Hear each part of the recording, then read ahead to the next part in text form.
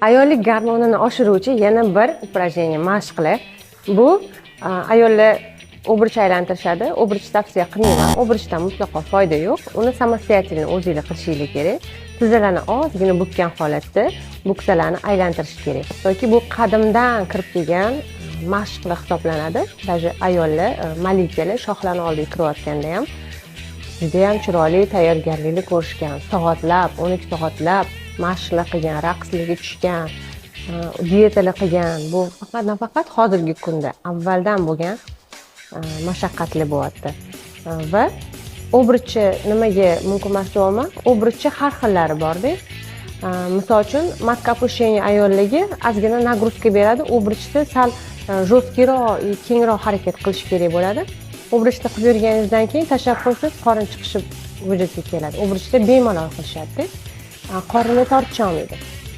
Lekin buksani aylantirayotganda, samostoятельно qilayotganda qorni tortib qilinadi. Ozgina buksalar orqaga chiqarilib, tizzalar sal bukilgan holatda ob'yomi chiroyliroq, kattaroq, nijniyroq aylantiriladi va bu intim gimnastika uchun ham juda ham katta yordam beradi.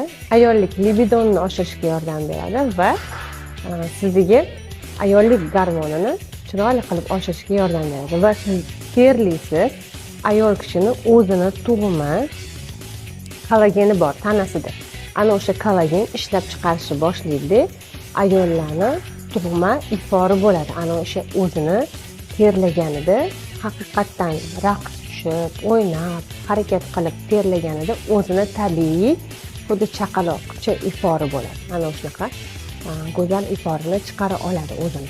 Shuning uchun men obruchni umuman tavsiya qilmayman. Bitta muzika qo'yib qo'yasizlar. Uy sharoitidagi ayollarimizga oynaga qarab ozgina harakat qilinglar. Juda bo'lmasa tushunmasanglar, onlayn darslarga qatnashganingizda o'rgatamiz. Bo'lmasa bu haqida yana keyingi videolarimizda batafsil ko'rsatib o'tamiz. Lekin homilador ayollarga mumkin emas. Homilador ayollarda noto'g'ri harakat bo'lsa, bola chayqalishi mumkin. Lekin tug'ruqdan keyin 40 kunlik chilladan keyin bemalol bularni bajarsanglar, yana ham tiklanishinglar oson bo'ladi. Faqat buksani aylantirganingizda, buksa bilan birga qo'linglarni ham aylantiringlar.